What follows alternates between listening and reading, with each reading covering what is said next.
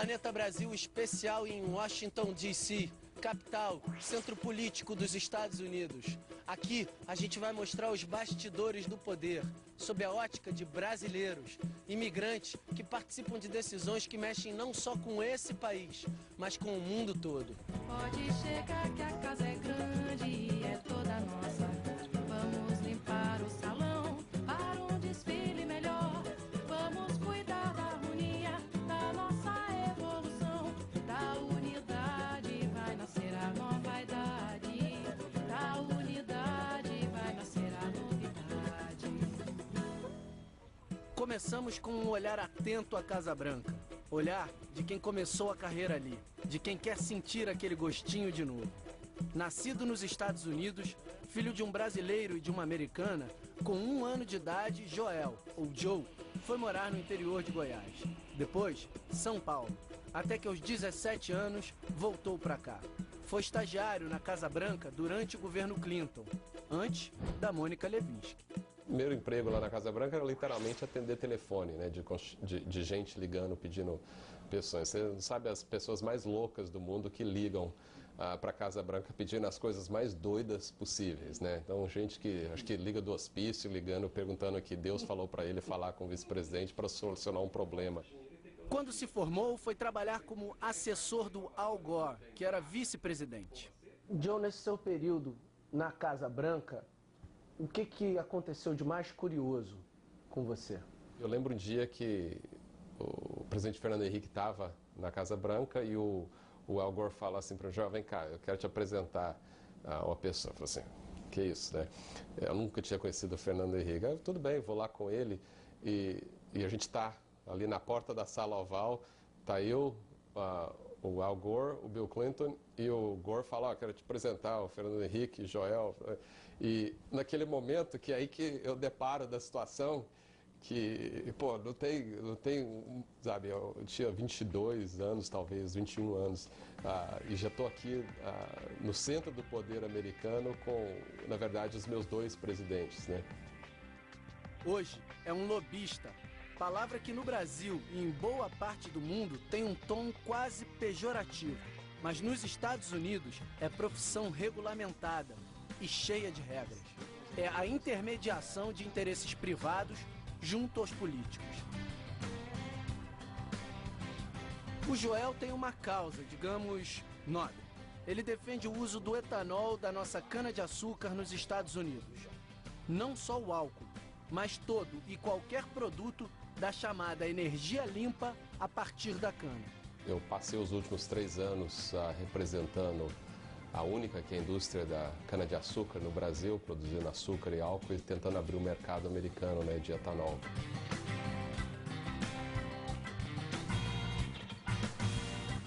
Você aí da poltrona, já imaginou defender interesses de uma indústria brasileira dentro do Congresso americano?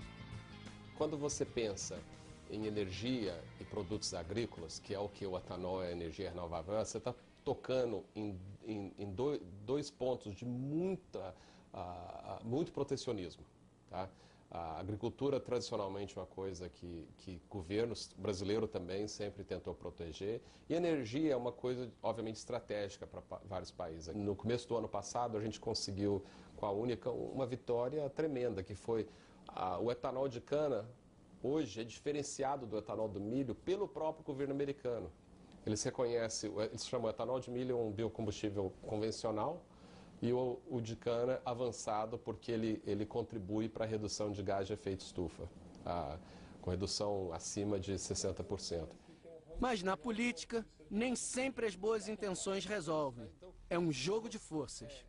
É lembrar que na política ganha quem tem, às vezes, a maioria simples. Você não tem que convencer todo mundo a gostar do seu time, gostar da sua proposta. Você tem que achar uma forma de criar uma maioria. Então, no caso do etanol, no caso do etanol brasileiro aqui, quem que é o grupo que mais se opõe a ele? É o produtor de milho, os estados do meio oeste, né, o Midwest americano. Iowa sendo o principal produtor de milho e de etanol do milho. Estados, por exemplo, Massachusetts, Nova York, que não tem tradição de produção desses produtos, Ou, por exemplo, a Flórida, que é mais fácil trazer o produto brasileiro, é muito mais aberto ao livre comércio. E será que tem muita diferença entre um político brasileiro e um americano? O americano, ele é muito mais direto. Então, hoje à tarde, por exemplo, no final da tarde, eu tenho que ir numa reunião lá no Senado. Eu sei que nos primeiros 5 minutos da reunião, a pessoa com quem eu vou estar conversando vai virar para mim e falar assim, então, por que você está aqui? O que é a sua causa? O que você quer? A gente no Brasil é muito mais de sentar, tomar um cafezinho, ter aquela conversa e ter um entrosamento, e talvez na terceira reunião que você começa a chegar no porquê, né? Além de boas informações, de inteligência, o que mais você precisa no teu trabalho? O ano passado teve Copa do Mundo, né? E a gente queria tentar cada vez ficar mais próximo deles. Então, parte de uma nossa campanha que a gente estava montando era oferecer aos assessores de deputados, senadores, a gente fechou um barzinho lá ao lado do Congresso, e todo jogo do Brasil ou dos Estados Unidos podia vir de graça, tinha caipirinha, pão de queijo, o que você quisesse do Brasil. E telões, né, para mostrar o jogo. E a gente fez isso para quê? Para um pouco mostrar, descontrair o processo, mas também achar uma forma de contactar assessores e tudo diretamente. Você começa a ter envolvimento com a cana-de-açúcar quando? Meus pais, no começo do programa do Proálcool, né, meus pais compraram um Chevette branco movido a álcool, né? Que era aquele símbolo de tecnologia aqui naquela época. E meus avós moravam em Uberlândia, Minas. Naquela época era uma viagem de umas 6 horas de carro.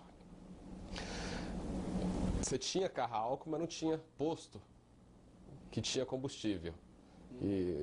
Então o que tinha que fazer? Meus pais e meus 2 irmãos e eu, no banco de trás de um chevetezinho com 40 litros de álcool extra, né? E na estrada. Por quê? Porque era a única forma de chegar lá com aquele carro. Pessoalmente, o que o Brasil te deu, te acrescentou que os Estados Unidos não poderiam te acrescentar? Na infância, e ainda sou, mas na época muito mais, fascinado com o Corinthians, né? Eu não sei se você lembra da campanha das diretas já. Democracia corintiana. Mas por quê? Porque o Sócrates, que era o grande jogador do Corinthians na época, entre outros, ia ser vendido, né? O passe dele ia para a Itália, e ele disse que se as diretas já fossem aprovadas, ele não iria, né? Não vou embora do nosso país! Eu não sabia nada de política. Mas aí eu comecei a apreciar, o que é isso? O que é esse negócio de direta jazz e processo político? E naquela brincadeira eu comecei a apreciar o processo político. Já que o Joel falou em futebol, a gente foi bater uma bolinha. Em frente à Casa Branca. Abusados esses brasileiros. Bom, pelo menos ele, que com 20 anos de idade, estava lá dentro. E que ferramentas você utilizou? O que você já sabia da vida para lidar com isso, com o jogo de cintura e seguir em frente e alcançar teus objetivos? Eu diria que uma das coisas que para mim foi fundamental entender aqui dentro é que o presidente, o vice, os ministros, eles são humanos que nem a gente, entendeu? A barba deles cresce, eles têm que fazer a barba todo dia, eles têm dor de barriga, eles têm dor de cabeça, têm problema de família. A partir do momento que você começa a lembrar que essas pessoas não são santos, não são um Deus, e realmente como um de nós, simplesmente um representante do povo, a coisa fica mais fácil. O que você pensa do país que te formou? Países não precisam ser inimigos. E eu acho que uma das coisas que o Brasil tem mostrado, acho que o seu próprio programa tem, pelo que eu entendo, está mostrando muito isso, é que o Brasil está contribuindo para essa sociedade aqui de uma forma, não que o Brasil trouxe e vai levar de volta, mas é simplesmente o entrosamento dessa colaboração entre as culturas.